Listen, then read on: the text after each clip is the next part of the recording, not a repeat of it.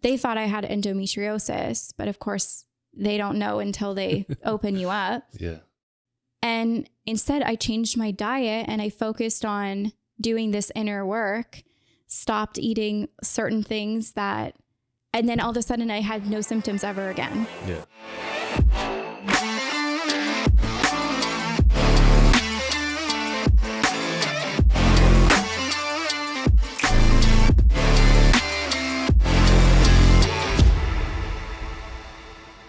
Perfect. So welcome to the Doc Jacque Show. We're doing a filming in a different location here, as you could tell. So, yay! So Sammy graciously invited me into the home so we could use her podcast studio here. But Sammy, why don't you take a minute, introduce yourself? Who are you, and what do you do? Yeah, for sure. Thanks for having me. I'm excited to be here. Yeah.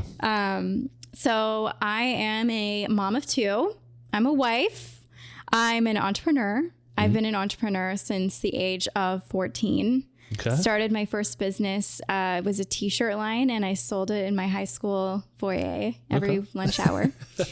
I've always been super creative. And then I went to school for entrepreneurship and business in Ottawa, Canada, where I'm from, and started a wellness company on the side, doing beauty and wellness products in network marketing.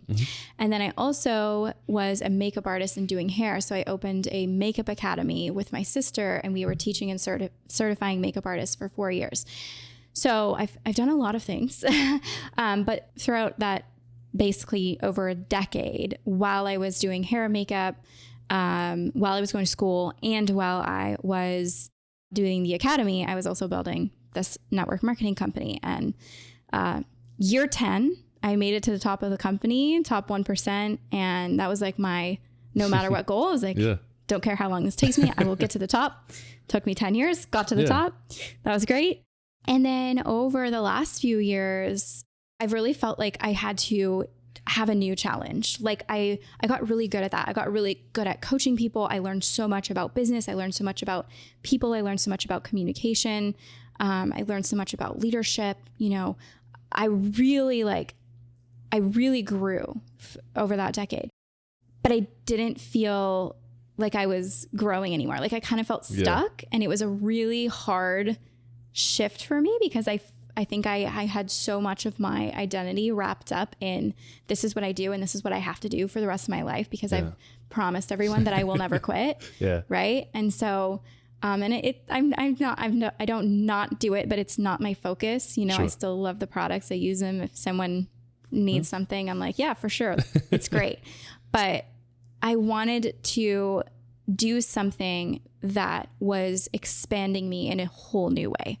And over that year, that challenging year that those challenging few years that everyone went through in different ways, I unexpectedly lost my dad in Canada, and my business kind of was going down because my focus was like family and trying to get back to my country when the borders were closed to help my sister who was having to do everything. And it was just a hard time. And so I think after that kind of healing and going through that grief and healing and figuring out who do I want to be in this next chapter, and really like having this new outlook on life of like, I want to live life to the freaking fullest because now my dad's not here. He doesn't get to.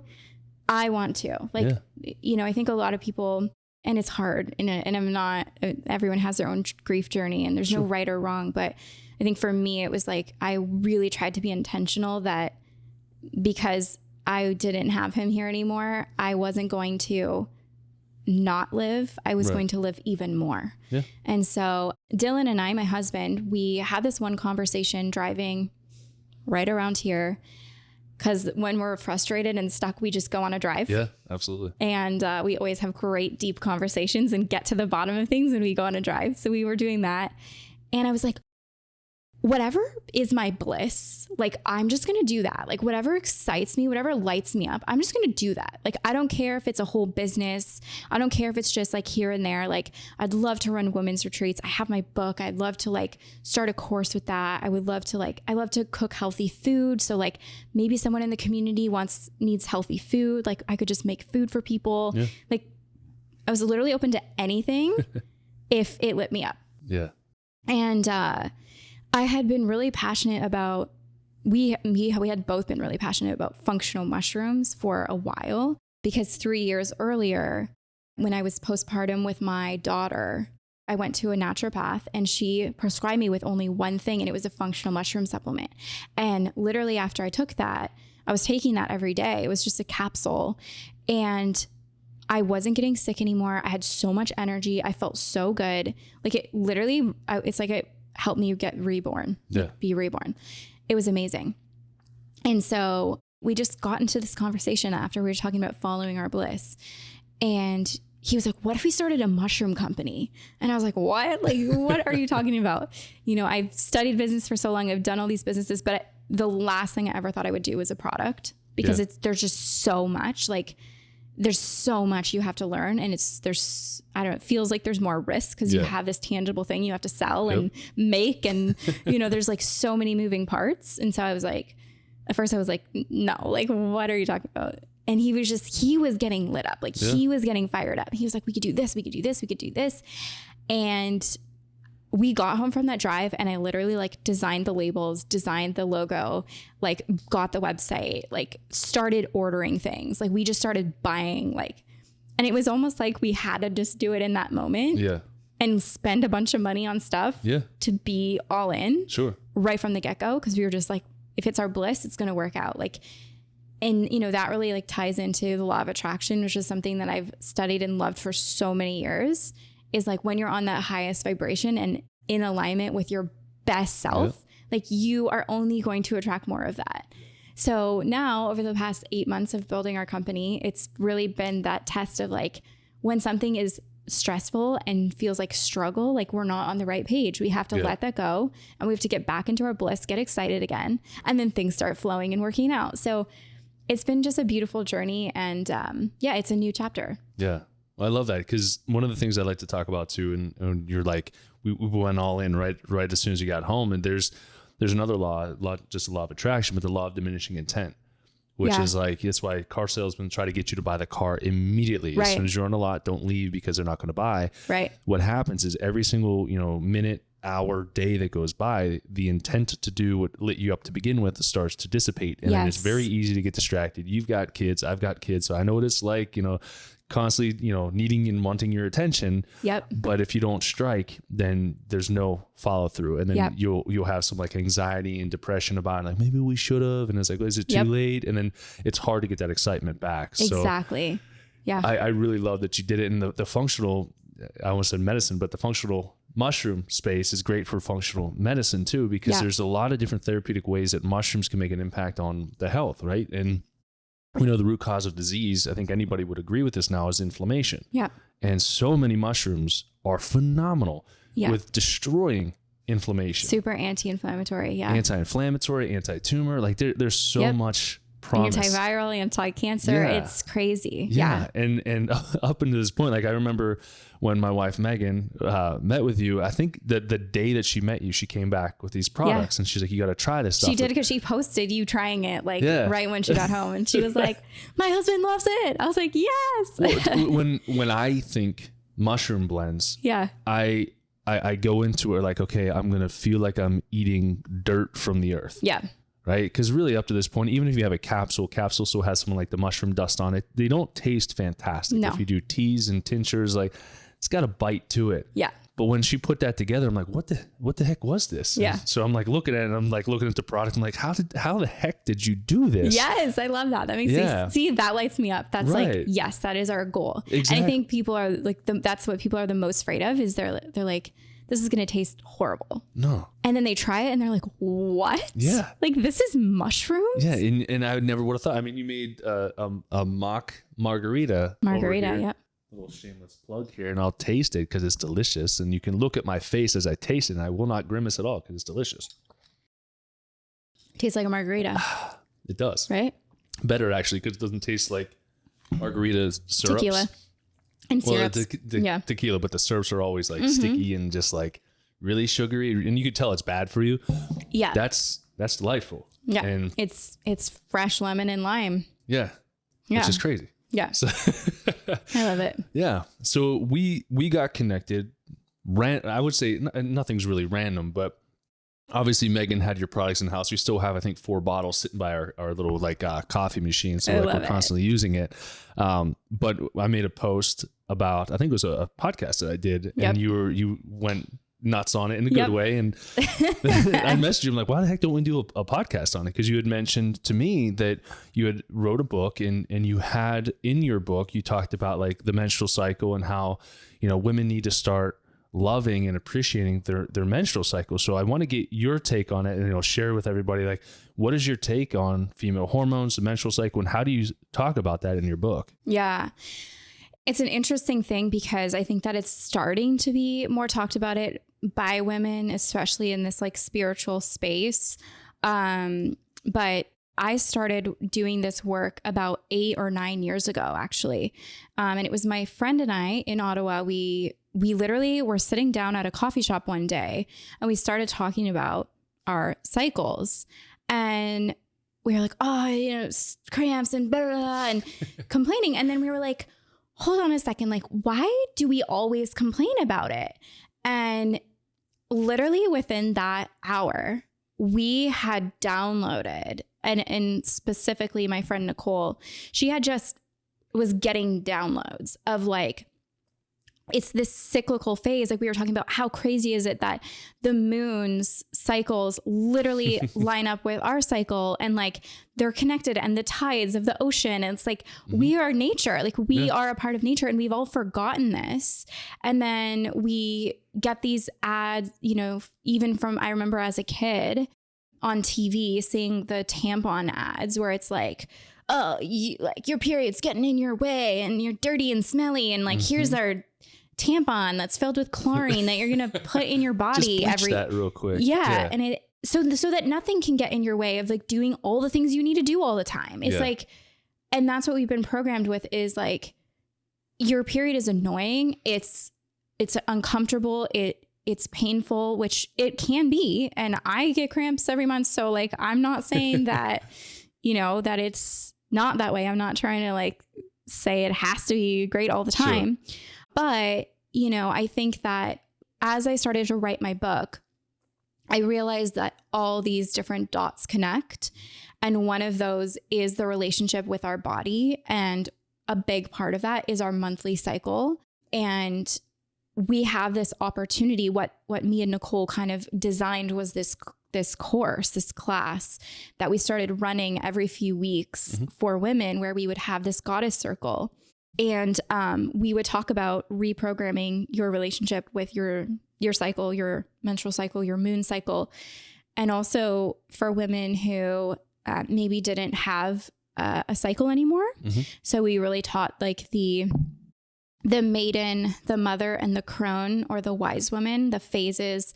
Like there's a phase throughout our whole life cycle as well, where we're in these different aspects of this divine feminine goddess. Like we have this, youthful, young, playful, maiden, or like sometimes they call her the virgin. It's kind of that child self that we're loving, and that's just explorative and fun and free. Sure. Yeah. And we want to always have aspects of her, and we want to honor her. And then we have the mother phase that comes in, and doesn't necessarily mean it's when you become a mother or if you become a mother, but there's this phase where you kind of change into this creator. Like maybe it is when you have your cycle, maybe it is when you become a mother, maybe you never become a mother. You still have this archetype that plays out where you are using, hopefully, or you have the potential to use your creativity and this essence of like giving birth to things in your life and in the world. And then as we go into menopause, there's this phase that's kind of like the transition from the mother to the wise woman. And we have also lost touch with this because, and I loving my mother so much. Like I remember when I'm a teenager going from the maiden to the mother, and I'm in my crazy phase and on hormonal birth control, which is like messing me up and making me psychotic. And then my poor mother is going through the menopausal phase between the mother and the wise woman. And her hormones, which we don't understand, we don't talk about this enough, are literally plummeting to nothing. And she's losing this cyclical pattern that she's been in for however many years, right? And so they're in this phase where they're irritable and all of these things and don't have maybe the support and understanding that they could. And then they go into this wise woman phase. And I think that we need to learn how to honor our elder women, because there is this aspect of wisdom. You know, I don't think that people fully understand until they get to that place. And so I can't even fully understand, but I can understand at least to the point of like becoming a mother physically, because when I had my kids, it was like, even still every day, there's things that I say or do or feel or think that I'm like, wow, this is what my mom used to say. And I used to be like, come on, mom, like you're fine. Or like she would be like, turn off all that music. Like I can't think straight. Yeah. And I'd be like, yes, you can. And I'd be like blasting music while having a conversation, while doing this. And she's like, my brain's going to explode. Yeah. And now I'm like, oh, mom, I get you. I'm so sorry. Like, I'm so sorry that. And so I think that when we can not only honor the monthly cycle, but also honor the cycles of like our lifetime and each other and women in these different phases, it would transform how society works.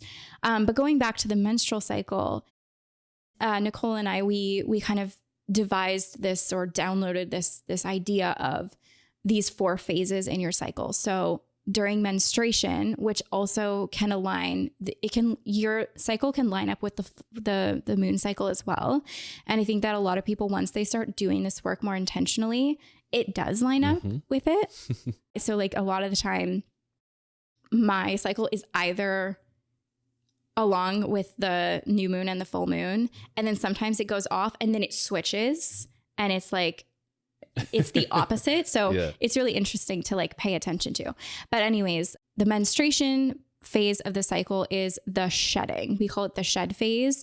And it's literally like your chance every month to really intentionally release the things that do not serve you anymore. And so having rituals around that, like writing all the things that you're letting go of and like burning that, or like ripping it up, or doing something that makes you feel like, okay, I'm clearing out, I'm making space for what is no longer needed. And during that phase, you're shedding your physical lining. And so creating like an energetic match to that could, if you don't have a cycle, that could also be the new moon. So as the moon starts waxing and growing in size that's illuminated, you are going from you're going through the rise cycle. So it's a rise in energy. It's a rise in hormones. It's a rise. It's really cool to see how the moon is doing the same thing that your body is doing and that your hormones are doing. Like it's all connected. Yeah. And so the rise cycle is you're feeling more extroverted. A lot of people say, oh, well, sometimes I'm introverted and sometimes I'm extroverted. Yeah. And I'm like, try looking at your cycle. Yep. Because it's probably that. Yeah. It's not just a random thing. Like some days you feel like this, some days you don't. It's really in these different phases. And it also has to do with your hormones.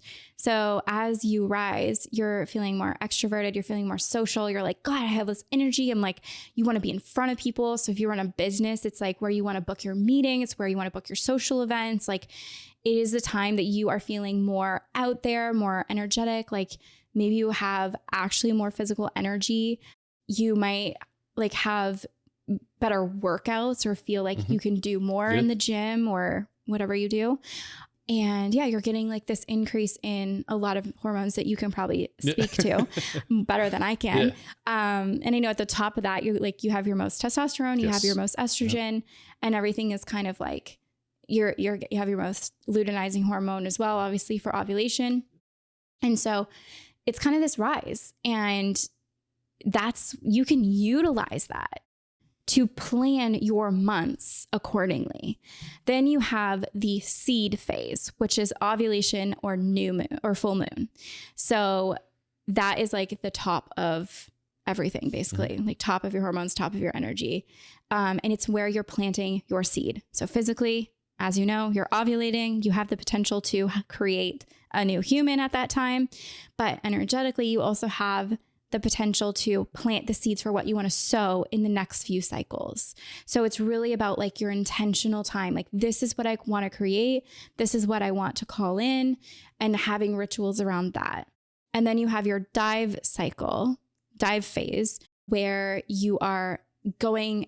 So the moon is going from being full to going back to being new. So it's waning. It's getting smaller. It's getting darker.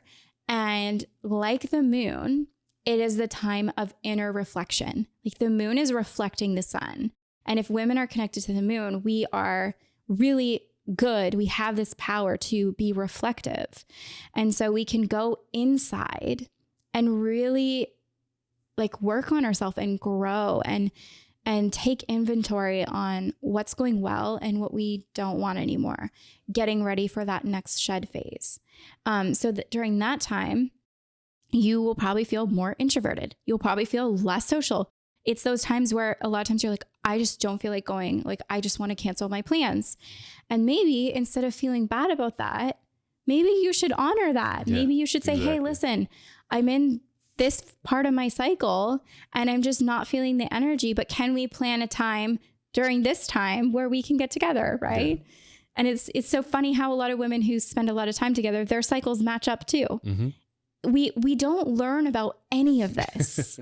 Right. And we don't even understand our bodies. And I hear so many women talk about, just like going on different hormones or birth controls mm-hmm. or whatever, or having issues come up with reproductive system, like having symptoms come up. And I'm not just talking about like PMS or cramps. I'm talking about like, cysts and like, and all these different issues. And I've had those issues too. And I'm not saying that you should go this way, but for me, because I was teaching this and doing this for so long, my first instinct was like, what do I need to heal that's in my sacral chakra?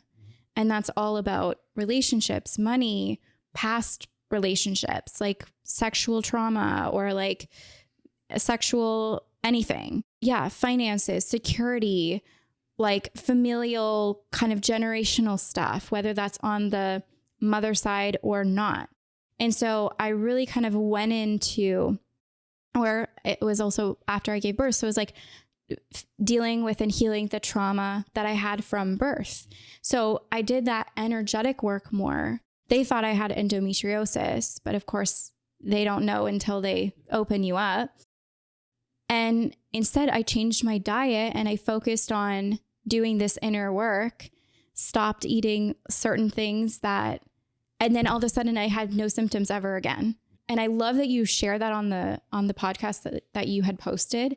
And I think that some women get triggered by this. Like, I do have cramps every month. So like, you shouldn't be saying this to me. Like, you dude, like, right.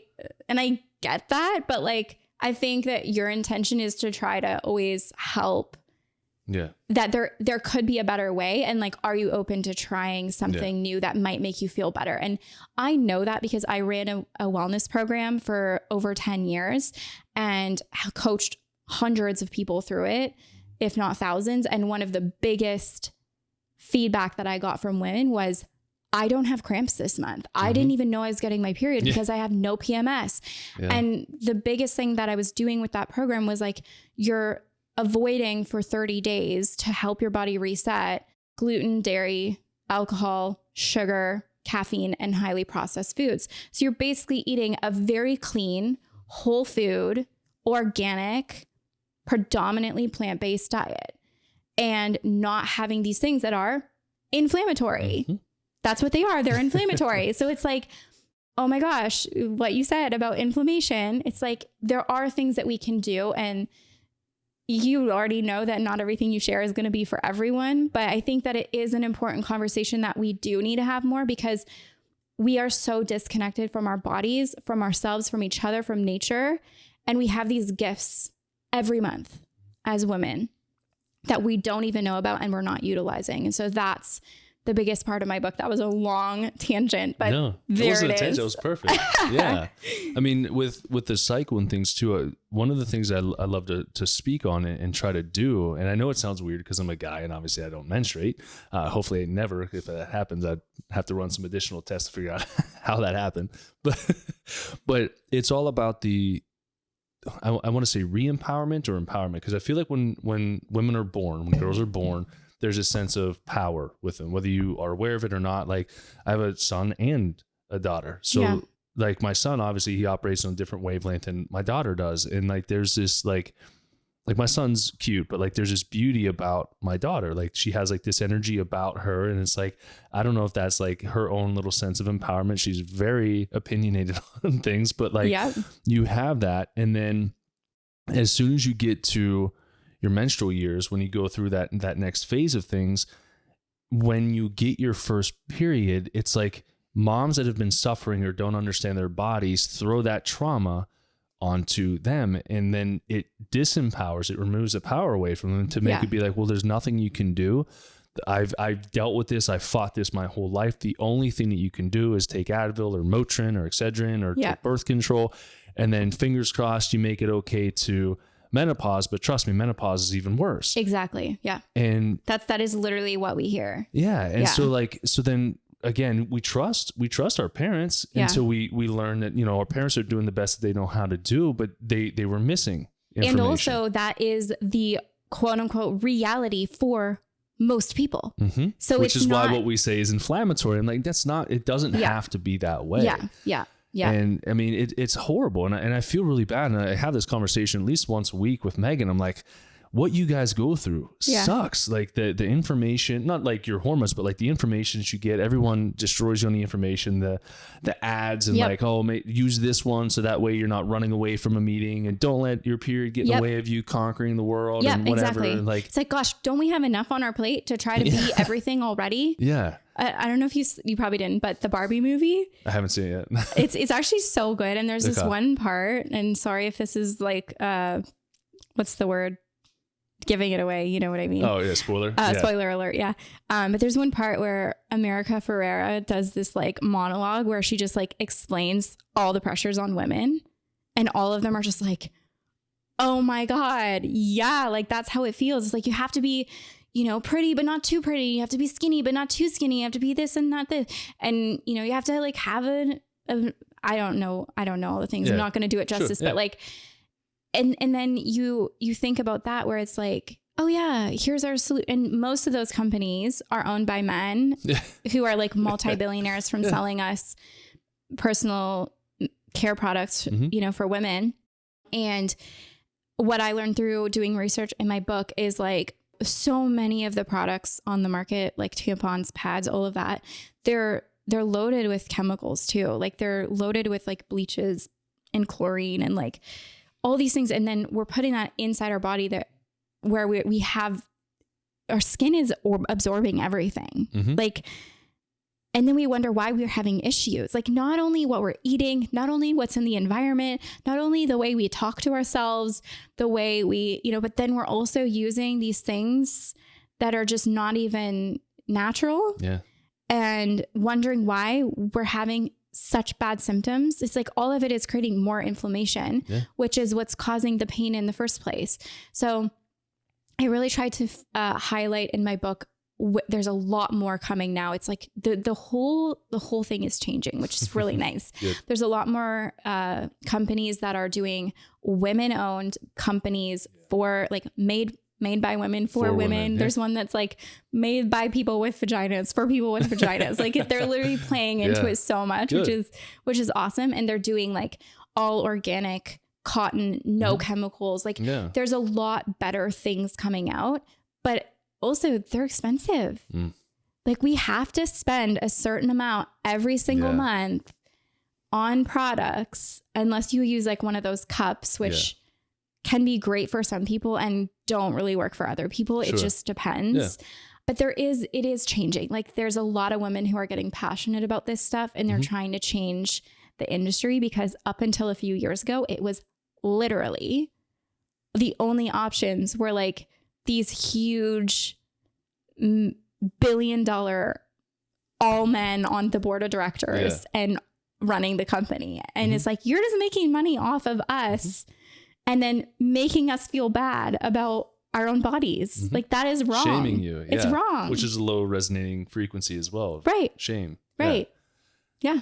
Yeah. It's, I mean, talking about the cups too, like obviously not everything's a one size fits all for people, but I have had patients who they switched from, normal tampons, and they were having horrible cramps, horrible cycles, just PMS symptoms through the roof.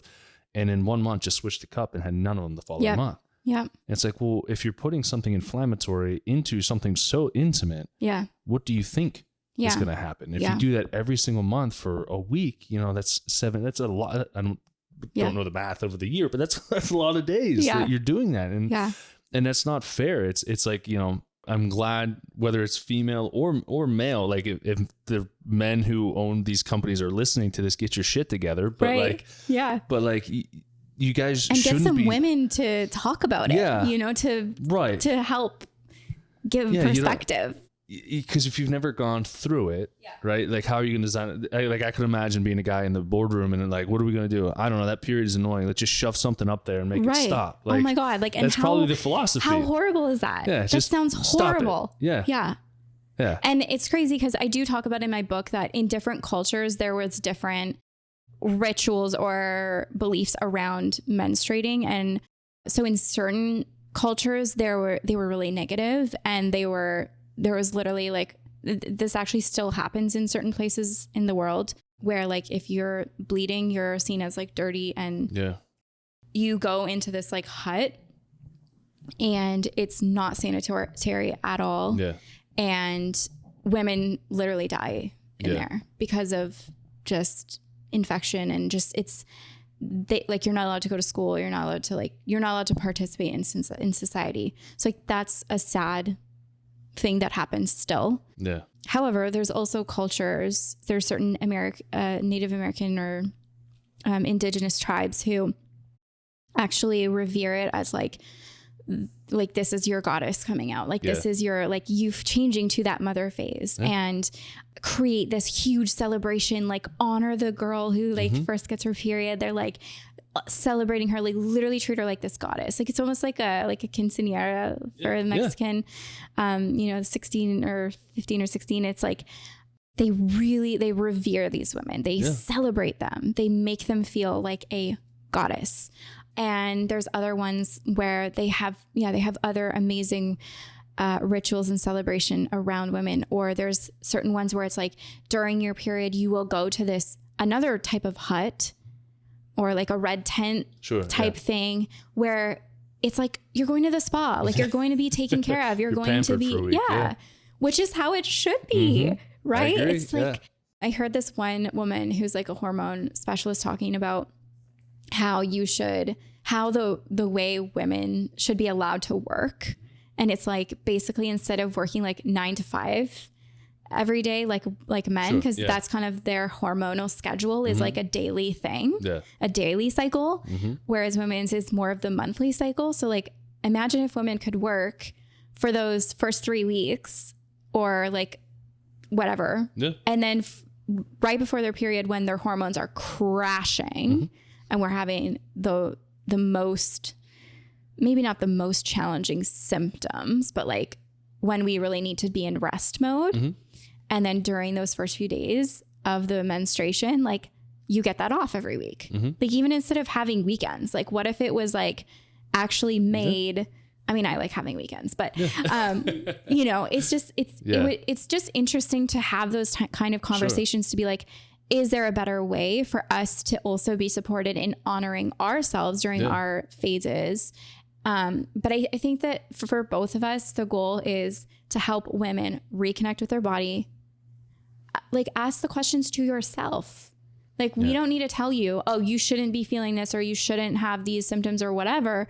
But why don't you ask the question to yourself? Like, is there something that I want to do differently to try and support my body more, to try and honor my body more, to try and honor these cyclical powers that I have? Like, is that something I want? And if it's not, that's fine. Sure. It's not for you. That's okay. Right. But the problem is that we don't even know that this is available to us. We don't even know that we could potentially not have cramps every month. Like we don't even know that that's a possibility. Yeah. And if someone's saying it, it's like, especially if it's a guy like you, they're like, F you don't know what you're talking about. Yeah. And it's like, well, it's not really true. You do know, but the question is, do you want to try? Do you want to try to make a change for yourself? Because there are things that you can do to at least make it better. And then, you know, for me, it's like, I really take that time, and I will speak this way to my husband now. I'm having a low hormone day. Like my hormones are crashing today. So I'm sorry if I'm more irritable. I'm sorry if this happens. Like, and he's like, okay, cool. And I'll be like, I'm going to go have a bath. And he'll like go get me Epsom salts from the store, and like I'll have a nice bath. And thanks a lot, Dylan. Now I'm gonna have to do that for Megan. Yeah, you do. And the guys should, right? It's I know, I'm just kidding. If we cared about our cycle, then maybe they would start to care about our cycle, because then they also know when we're ready to do other things too. It's like, this is the time you should have these kind of conversations. Yeah. This is the time that we're going to be more into getting jiggy with it. Yeah. Like if they understood that there's a cycle over the month and it's not our fault, it's like an instruction manual. Yeah. Then they would because guys are like, oh, girls are so complicated. But it's like, we don't even understand our own bodies. So how are you going to understand them? But if we could all do the work to like understand.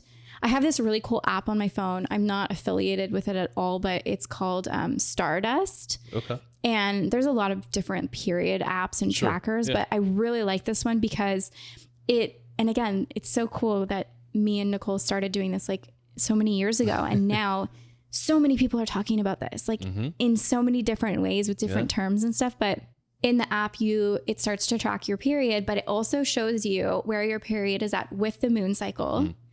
So it will have like the color of your cycle over the full moon. Okay. And then it also has your hormones going up and down. So I can show you after. It's really cool. Sure. But you can literally drag it and be like, okay, this day my hormones are going down, or like this day my testosterone is the highest. You can see the waves of the hormones, and then it gives you like a name. So it's like, if you bleed on the full moon, you're like a white witch, or I don't know.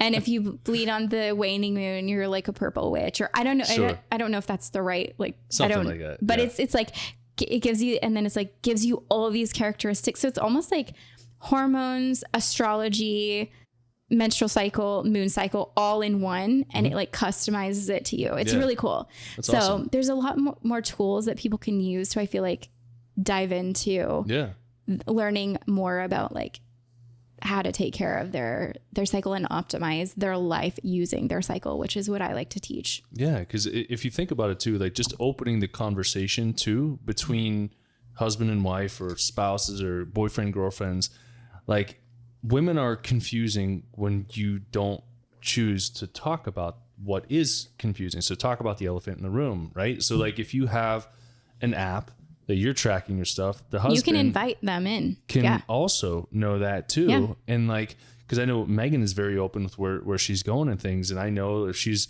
dipping down, I know what to expect. Right. And so it's better to open up that communication. Totally. Say, hey, my hormones are crashing right now. I'm like a day or so away from my period. Because then that tells men, hey, man up. Give her a foot rub. Yeah, do Run a foot rub. Bath. Give her a massage. Light some candles. If you're watching like a rom-com or something like that, give her a little massage or something. But like, be nurturing through that. And then it also makes it easier if you do have kids. Then it's like, hey, I've got my duties. I'm going to work extra hard at the end of the month or whenever that falls for you. Yeah. And then, you know, she'll be much better. She'll bounce back a lot better, because the last thing you want to do for a guy, like if you're listening to this, which you are, I know you are, don't make your wife work extra hard during her period. Yeah. You should be resting. And even the week leading up to your period, as things are starting to come down, if you're doing high intensity interval training, or you're doing just like crazy high intensity workouts, getting the blood pressure up, heart rate up, etc., and then you carry that over, if you're an entrepreneur, you carry that over and you're still like, I can't settle, I need to keep working my face off, your hormones are going to be damaged, and then the next cycle gets worse, and then the next one gets worse, and then just like keeps compounding on top of each other. So if you can delegate some of that and delegate some of those rules or those responsibilities to your husband or spouse or boyfriend, whatever, it'll make the relationship better. It'll make your communication better. It'll make your love life better. And like you said, like there were certain times where like you're open for business. And there's other times where it's like, if you touch me, then I'm going to smack you upside the head. Exactly. Like, don't even think about it. Right. So, and then guys are like, oh, why does she hate me? Why does she do it? It's like, yo, it's just our hormones. it's like, not personal. It's literally non-personal. It's just, and I think that also that would show for most women, like, wow, he really cares to want to support me in my cycle, and then giving you permission to support yourself in your cycle. Like, you know, we always hear you can't pour from an empty cup, and there is like the hustle culture. And even I know a lot of women who, and I've been in it too, like building my business to the top. It's like, you have that, you know, no matter what, like I'm going to do exactly what I said I was going to do no matter what. And there's definitely a time and place for that. And like, I have learned a lot from that and built grit and determination and hard work ethic from that. But I also think that there's a balance to it. And, you know, for example, like you talked about the workouts, like if you think that you have to do this high intensity workout throughout the whole month, but then it's causing you to burn out and it's causing your hormones to, like maybe your cortisol to be skyrocketed all the time until your cortisol crashes, and then you're literally in burnout mode, and you don't even have, like, nothing is where it needs to be. And then that's a lot harder to fix. So it's like, yeah, maybe you can still do a workout, but maybe you do a more gentle yoga or a Pilates or, you know, do more stretching on those days or something where it's like, yeah, you should still move your body maybe, or maybe you shouldn't. Maybe you should go have a bath. You know, maybe you should go for a walk. Right. And that's enough. That's still enough. Like, but that's more the pressure that you're talking about that women are under. Cause we're always under that pressure. Yeah. I mean, cause in the beginning of your cycle, you have your menstrual cycle where some women can gain inflammation because there's an inflammatory thing that's happening. You're shedding a lining there. And then in the follicular phase, going into like right before ovulation, testosterone's high, so you look the best. Right. And so your lips are plumper, your skin's better. No, it's true. It's crazy. Yeah. And then your hair is like better. Yeah. And then as you go into ovulation, you go into that luteal phase, and you go week 1 and week 2 in the luteal phase, your hormones are changing. If you have any hormonal imbalances, you can tend to gain weight again. And so women think, well, if I eat less now and I exercise more, then that'll help me to lose that weight. And when in reality, it could just be like, hey, chill out. You're burning yourself out. You're burning yourself out. That cortisol is leading to that catabolic physiology where you're constantly breaking down. Your cycle is going to be miserable for you. Like I have a patient I work with. She's going into wedding season again because she's a wedding planner, event coordinator. And she came to me during their seasons, and she was staying up till like 11 o'clock at night, working her face off, working 6-7 days a week. And then she stopped that, and we got her hormones balanced out. And she was one of the ones where she like stumbled across her cycle. She's like, oh, I got my period today. And I'm like, great, no symptoms. She's like, no, I bled for a couple of days and I felt fantastic, and I was able to go about it. Right. And now she's getting back into that season. I'm like, all right, we've had like 4 or 5 months to like really calibrate your body, reduce the inflammation, get rid of the infections and things. So it's going to be interesting to see how she enters into this phase. But she knows about breath work. She knows about taking time. But if you work too hard, she had the last event that she did, she had it, I think it was 3 or 4 days or so, and it was right before she got her period. And so her period was late, 3 or 4 days, which happens because cortisol will drop progesterone down. And then she had a lot more unwanted symptoms. So I was like, well, just know that, like, it's not that there's anything wrong with you. You just pushed yourself too hard. So like for women who are out there, like this always happens, assess yourself. Are you working too hard leading into your period? And most women are, because the weight of the world is ultimately on your shoulders. Yeah. And if society changed, which really is only going to happen if we start changing. Yeah. Or make female-owned businesses that run based on like that. Yeah. And how many women would want to flock to that business as well? Right. It's great like idea. You literally get to plan your work hours around your cycle. That'd be great. I would want to do that for men too. How different would that be? You know, how different would the world be? You know, and then I think that there's also like, I talk a lot about in my book about sisterhood and relationships with women. And I think that if, like, going back to, you know, if we all honored each other more and understood ourselves, loved ourselves, accepted ourselves, and not just for women, but for everybody, but then honored each other and cared for each other and saw each other as this sisterhood and then as this brotherhood and then as this humanhood. Like, how different would the world be? It'd be amazing. It would be so amazing. And I think it's necessary. I think it's like the new wave is coming. That's like my mission with my book is not to have a matriarchy or a patriarchy, but to have every single human understanding that they are so much more than their body. They're so much more than, you know, all the things that we define ourselves by. Like we all have these different energies. We all have these feminine energies, these masculine energies. They have nothing to do with gender. That's just the terminology that a lot of people understand. Right. Left brain, right brain, creative. You know, we all have these amazing gifts on both sides, and most of the time we're not using them, or we're, you know, some of them were using the shadow side of them, and some of them were using the light side of them. And if we all learned how to understand and accept ourselves and then utilize our different powers and our different gifts, like, and then understood that for others, right? It's like, oh, wow, you're using this in your divine masculine. Like that is so freaking awesome. Or like, here's where you're honoring your divine feminine and you're using this creativity, or you're using this form of nurturing something. And to be able to like see that within each other and understand that, I just think the world would be so different. And I think the biggest thing that is that we all need to remember that we're all connected. Yeah.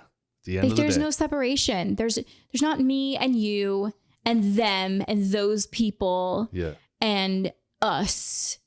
We're all literally nature. We're all connected. We're all the same energy. And we've all just been in this like amnesia of who we are.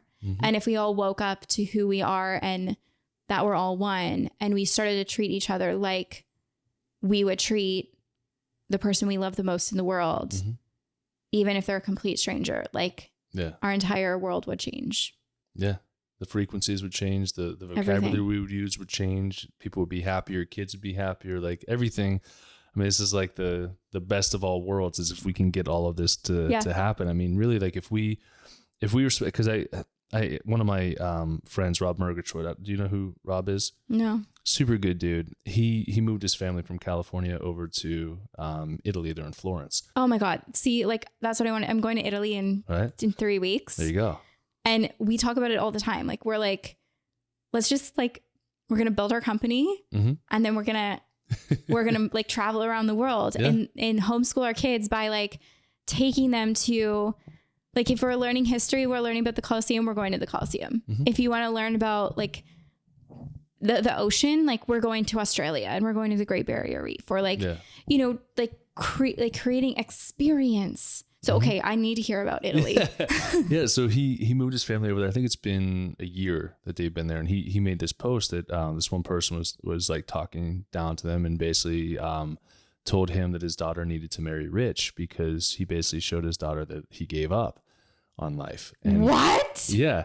And I'm like, and I talked to Megan, I'm like, what in the world? I'm like, first off, what type of person do you think you are that first your opinion matters that much? Like, yeah, number one, it's not your life. So yeah, Rob and Kim, they're doing great. And like back in the day, like if any of our friends were like, hey, we're moving to Italy, the last thing I would think is like, oh, you guys have given up. I'd be like, how did you do that? Like, I'd be that's like, amazing. I'm like so freaking excited for you. Like I'm going to come visit. Yeah. So it's like being able to celebrate other people's wins and being able to expand, and the culture over there.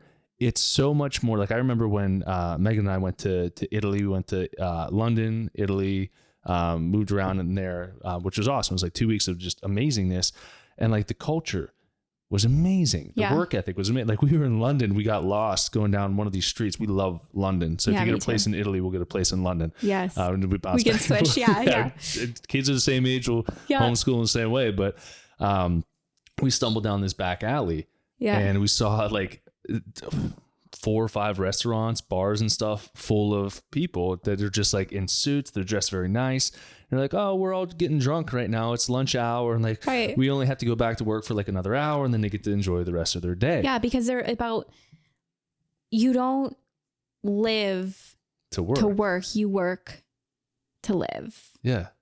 Wait, does that make sense? Is that right? So. I think that's the right way. I know what you're getting at though. Yeah, but yeah, like we're so programmed that like, if we're not working, we're failing. Yeah. Or that the only thing that matters in life is how much money you make and what you do for a job. And it's like, no, that it literally does not matter. If you're not happy, what is life for? Yeah. Like you should freaking go follow your bliss. Go do what excites you. Yeah. There's a million, there's trillions, there's infinite possibilities of the ways that what you want could come to fruition. Like we think so, this is another part, like the human masculine that we need to switch to the divine feminine side, where it's like, we think so linearly. Yeah. So logically. So like, okay, if I do this, then this is going to happen. And that's how I'm going to get to this. And then we focus on this one way, and we're not plugged into our true self. We're not plugged into our bliss. We're not in that inspiration, that flow, that divine guidance. And we're missing out on literally infinite amounts of ways. Yeah. We're looking at like this tiny little screen on like the size of our phone to try to look at the infinite ways that the universe could conspire to make something happen, when we could look at the cosmos that's never ending, and those are the infinite ways that it could happen. It's like, yo, open up to life. Yeah. Like there's so much more. Yeah. Yeah. There's like Marvel movies, in my opinion, have gone down recently. Dylan would agree with you. The quality has just been horrible. But one of my favorite movies that they made was Doctor Strange, the original Doctor Strange. And it was amazing because like he was a surgeon, like he was one of the best, and he knew exactly what he was doing. And then he went to that place, and they were basically like, you're an idiot, you don't know anything. He's like, I know everything. And then like you knock the spirit out, and like, whoa, wait a second. And it's like we get so hung up on the cause and effect chain reaction. So like, if I do this, this is the outcome. Like if I slap myself in the face, I feel pain, like cause effect. But in reality, our human brain, our humanity is dumb. In my opinion, we are dumb. We have like two what, million-year-old brains or something. Our divinity is amazing. Yes. And we are all creators. Yes. And so when we have an idea, we get a download, and we're like, okay, perfect. And then it's like, now what steps do I need to take? I'm going to do this. And you're like, oh, it didn't work. Oh, I guess that wasn't for me. Right. No, your dummy human brain tried to make it happen. I'm not saying just sit around and be lazy, but like know and trust and put the thought, feeling, and emotion behind the outcome, and the outcome will come to you. It will probably be in a way that you did not expect. Yeah. And it always happens that way. Like I got goosebumps as I talk about this, but like the house that we have, I don't know if Megan shared it with you or not. No. So it was like this really weird scenario, like with the business that we have, like we were doing tax write-offs and stuff. So we didn't have like this giant like lump sum of money. It didn't look like we made that much money. And then we were renting when we moved to Arizona. And it was on Thanksgiving. I get a phone call from the property manager from the place we were renting. They're like, hey, we're selling the house. I'm like, what's that mean? And they're like, you're going to have to find a place to go, like get out. And we're like, my God. Oh crap. I'm like, so I'm trying to like scrape any money that we have. I'm like, how are we going to make this happen? So we were trying to look for houses and stuff. And we were looking at crazy homes and, reasonable homes, small homes. We were like all over the place. Yep. And our realtor brought us to this house that we initially said, no, we're not going to do because it was too far away, but we just took the wrong route to get there. And I was in the house and I'm like, this is exactly what I wanted. Right amount of bedrooms. I wanted the double ceilings because I'm weird like that. I wanted the little catwalk walkway thing. Like everything that I wanted was there.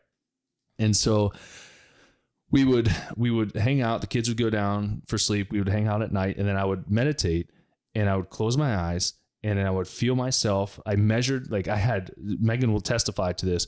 I had measurements of the exact dimensions of the home. So that way we were in the home that we were renting, and I was pretending that home was our home. Wow. So I would like close my eyes. I'd see myself open the front door. I saw where that couch was going to go. I'd act like I was opening the refrigerator. It was like literally like I was living in the home. Yep. And I was like, this is ours. We got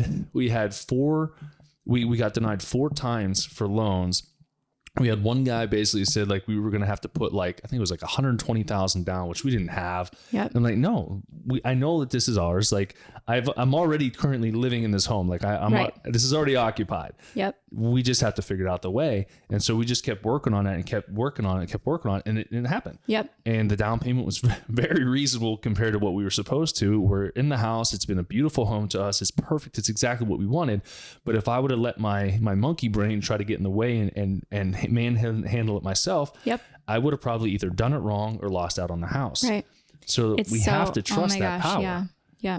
That is the law of attraction right there. Yeah. I mean, you literally manifest it. Yeah. But it's because you had unwavering faith and you would not let any supposed obstacle change your mind. Yeah.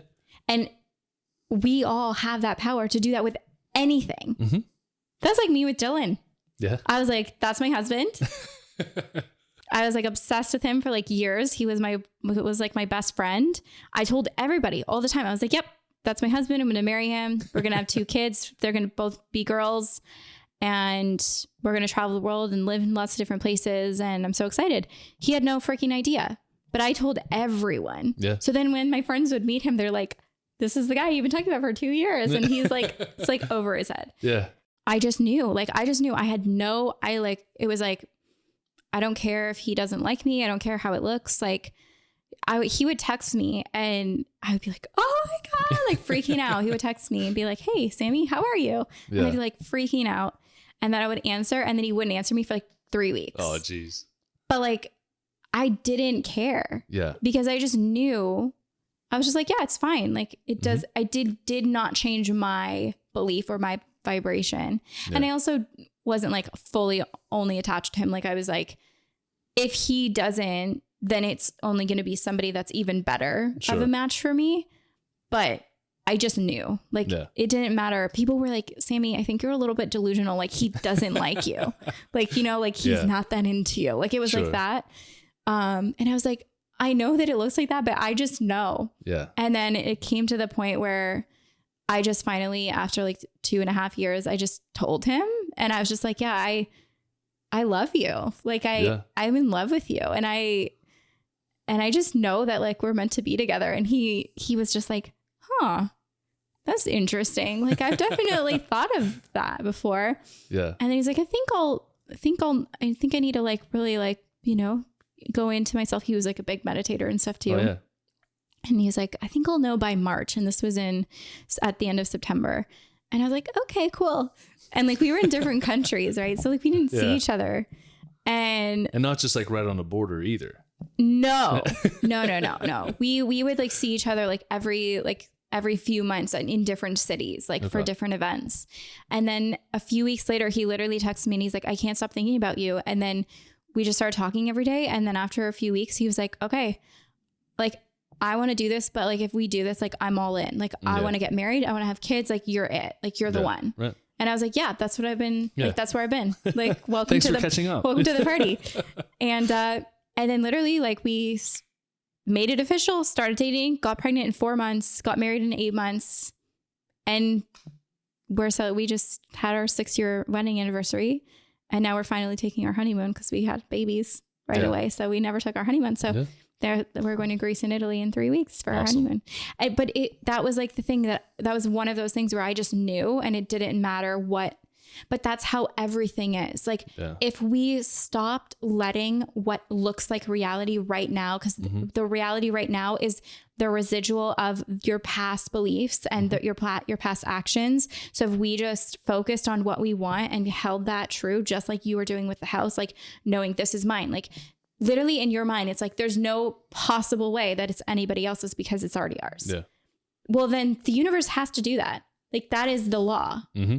It is yours. Yeah. You know, and it's crazy the turnaround ways that it can happen, but people need to practice that because it is so fun. Mm-hmm. Once you start, it's crazy when it happens. Like, oh, wow. That's amazing. Like, how does this work? But it's what you believe. Like what you believe is what you're going to attract. Yeah. There's been like a couple patients, I know they listen to the podcast and they're going to know I'm talking about them, but like a couple patients were like, they were unhappy with where they were working and stuff. And so I got them, I actually shipped them because I'll do this every once in a while for patients. And like, we talk about the same thing a couple times, like you're definitely interested in it. So I'll send them like a copy of a book or something just like as a reminder.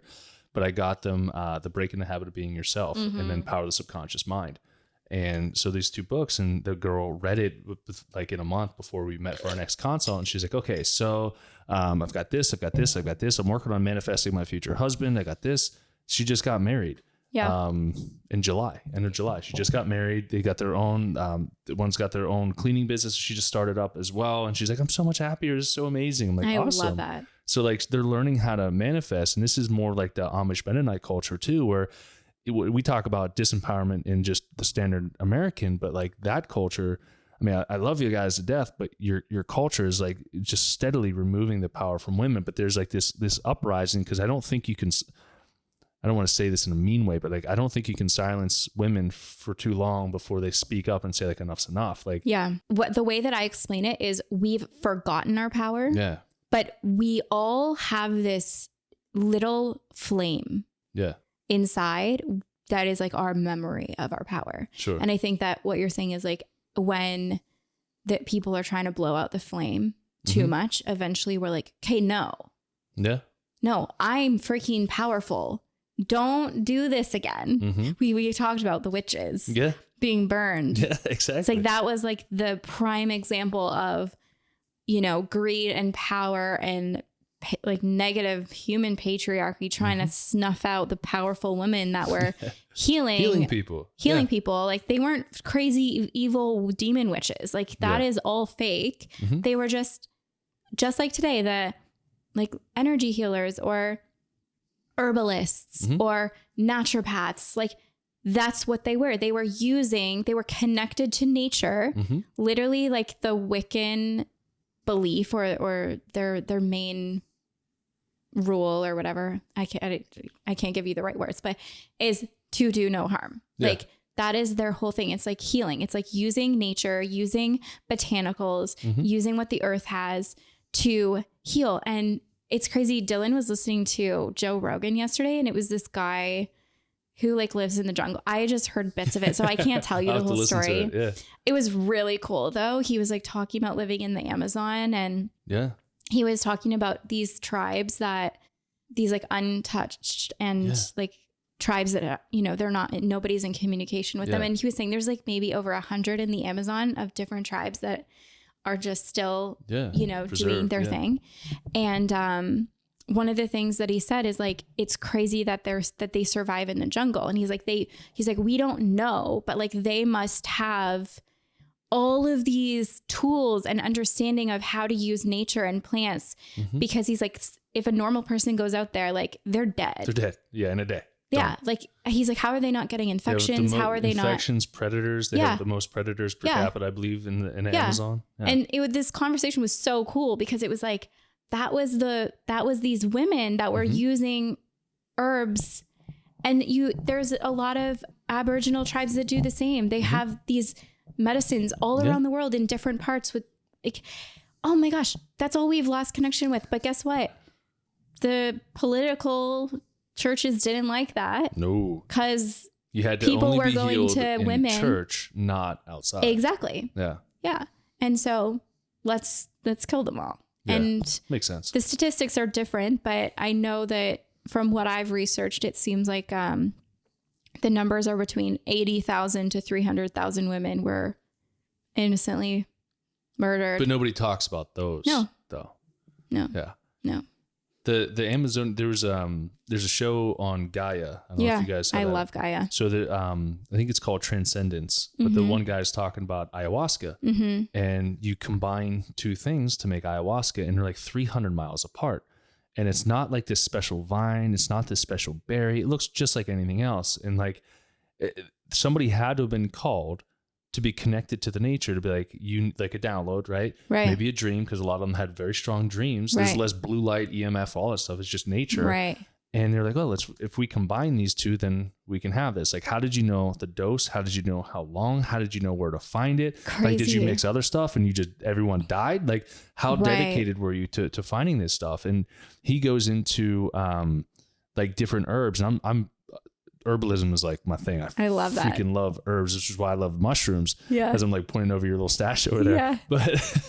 But there was I think it was skullcap he was talking about, where skullcap calms a busy mind. And he was looking around, I forget where, it may have been in the Amazon, and they were trying to find out where skullcap grows, and it's in loud environments. So if there's a waterfall, or if the water is just really loud, or there's rapids or something like that, if you look along the riverbank, there was skullcap. Wow, that's so it's like nature. Again, I got goosebumps. Yeah. It's like nature is like, well, if you're going to be chilling here, like, make sure you have some of this, because it'll calm your brain. It'll allow you to have a great night's sleep. Wow. So it's like all of these herbs and all of these medicines. And to me, like I talked to Megan. Megan thinks I'm crazy because I have like probably 10 herbalism. I have like a Native American herbalism. I've got modern dispensary herbalism. I've got how to make tinctures, which we were talking about, vegetable glycerin, and like all these things. It really lights me up. I love it. And I'm like, well, what if we just stopped for a second? We looked where we are, right? What is around us? Yeah. And then what is it that we can use in this environment to allow us to survive? Because if plants can survive, then plants were put here for a reason, for us to be able to survive. This is a harsh climate, and people have lived here for many, many years. The Navajo, again, lived here, and they do very similar with the herbalism side of things. Like, what is it that's around here that we can use? And I know I'm not going to say it on air because I have this, I'll talk to you afterwards. It's this project that I'm probably going to be doing. I'll probably be picking your brain too. Cool. Because I've been doing medium readings where they're like, you're going to do something with inflammation, herbalism, fertility, which I've already been in fertility. And then it's either going to be in a pill form or like a salve or like a tincture. And I'm like, oh, okay. And we got this land that I told you guys about up north, and there's something on the property. And I'm like, I think something is here that I need to figure out what it is. And every time we go up there, I feel fantastic. I feel called, and like, it feels so good. I'm like, something is here. And I was like, it's either in the soil or it's somewhere else. And I'll tell you, it's a secret. And this will be like a prelude to when it comes out. Everyone. But I just randomly met with a medium on Monday. Not randomly, I met with a medium on Monday. And she was like, okay, like, this is how it's going to be, and look for the angel numbers and think about what you're thinking about when you see the angel numbers, because I've seen a ton of them. Yeah. So I yelled at Google. I'm like, hey, Google, like, what does this, what are the medicinal properties of this particular thing? And it's like anti-inflammatory, great for autoimmune disease, great for this, great for that. And I'm like, oh my I think God. I found it. Isn't the universe so cool? Yeah. It's just like giving you these.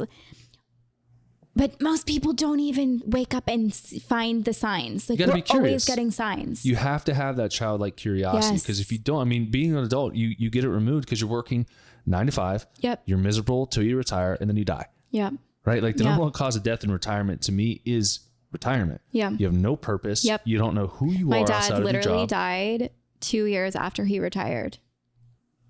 And I've watched videos about like movies and things about that. And there's this one that I watched right after he passed away. And it was like this 95-year-old man in Canada, in like Nova Scotia. And he's like still like working on his farm and planting his garden. He's like, I will never retire, because why? Yeah. And it's so true. It's like you even our generation that's like, yeah, I'm going to retire at 30. It's like, but you don't actually want to retire. You just want to do the next thing that lights you up. Like, you never want to not work. If you want to retire at 30, it's because you're miserable doing what you're doing. Right. But that doesn't mean do nothing. That doesn't mean you're just going to lay around and do nothing. We as humans, we need to feel like we're growing. Mm-hmm. We need to feel progress, and we need to feel like we're contributing something. Yeah, some form of impact. Yeah. And so I think that we always should be doing new things. Like, if you're not doing the job that you had for 40 years anymore, great, celebrate that. But now what excites you?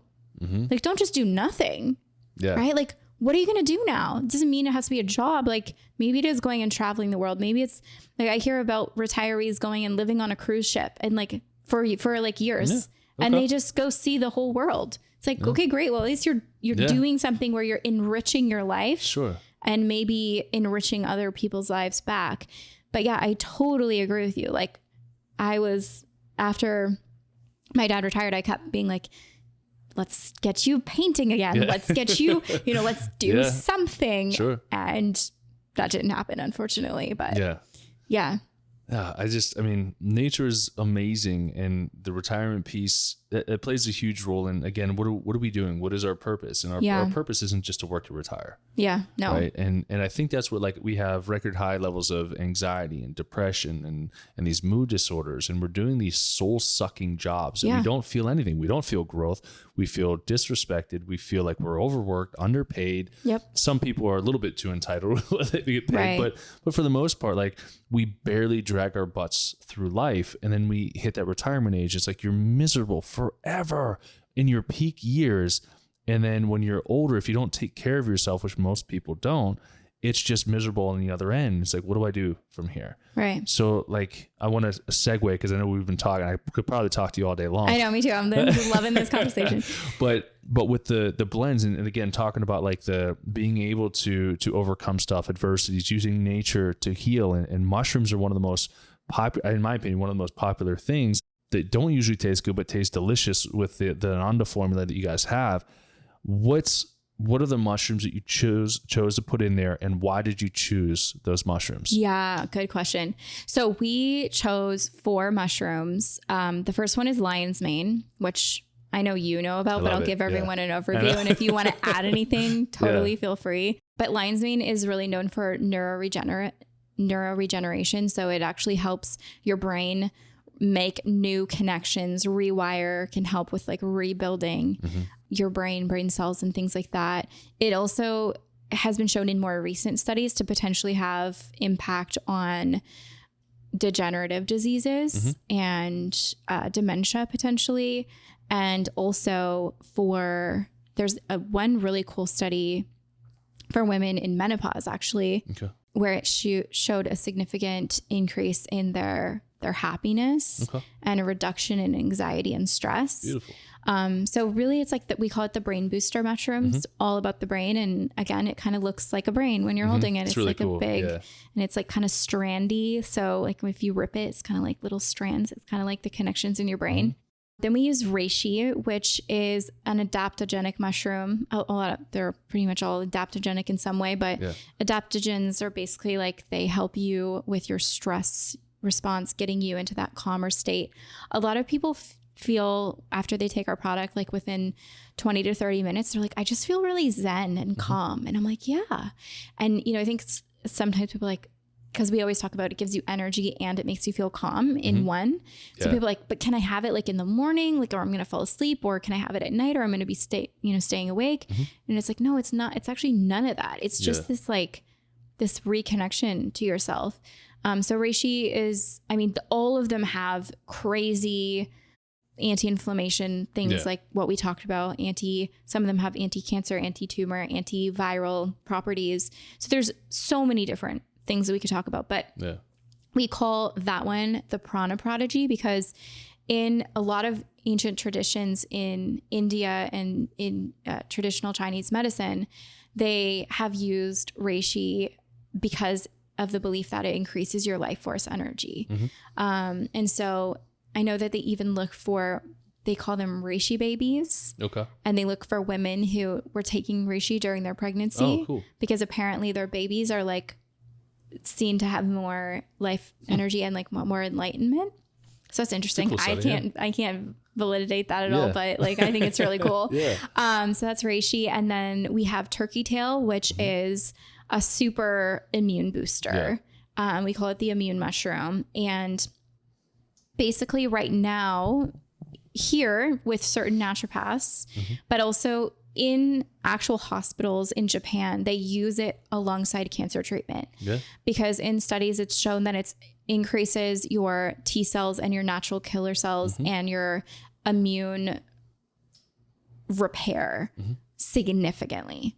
And I do have friends that are going through cancer treatment right now in Canada, and their naturopath has them on reishi and turkey tail. Nice. And some other ones I've heard have them also on lion's mane. And then the last one we have is cordyceps, and cordyceps are really cool. They're like kind of we call it the performance powerhouse, because they have shown in studies to increase the ATP for your cells. So it gives you more energy to actually use Yeah. for your cells to use. So that's kind of the energy increaser, but it's also been shown to help with performance in the gym, like that athletic side of things.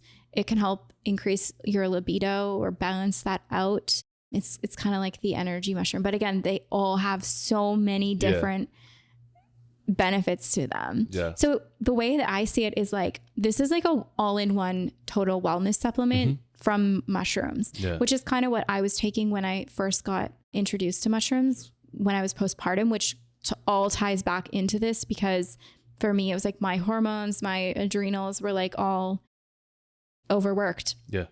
And then she prescribed me with this one mushroom supplement and I felt amazing.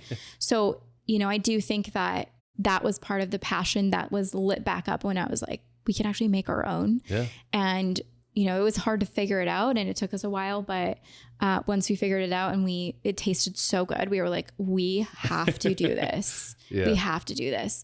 So those are the 4 mushrooms we have. We do a dual extraction. We use a really potent dose. We like fill it up as high as it possibly can go with mushrooms. So, you know, sometimes a tincture, like you could have this much alcohol and you could have this much mushrooms. Yeah.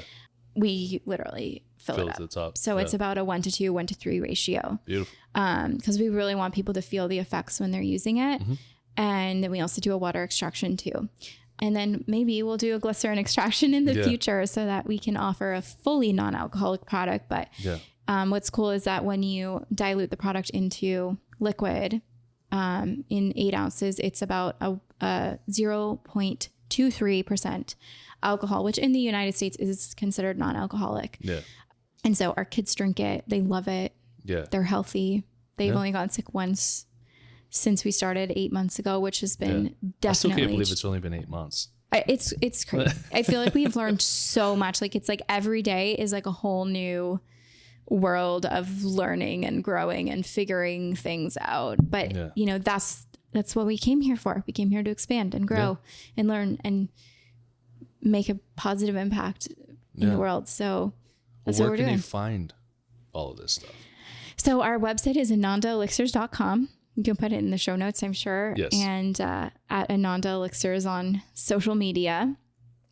And we're going to be at some local farmers markets here in Arizona this fall and winter and spring. But yeah, mostly online. Yeah, AnandaElixirs.com. I love it. Is there anything else you would like to throw in there? I feel like we will need to do a part 2 for anything else. Cause we're at like an hour and 20 minutes, but makes sense. But no, this was great. I love what you're doing, and like kudos to you for sharing so much good information with people and from like such a holistic place. Like I feel like that is really important. I think a lot of people are very much like one-sided or like from this extreme, whereas you're trying to like really give people the whole story. And I think that is so valuable. I appreciate that. Thank you.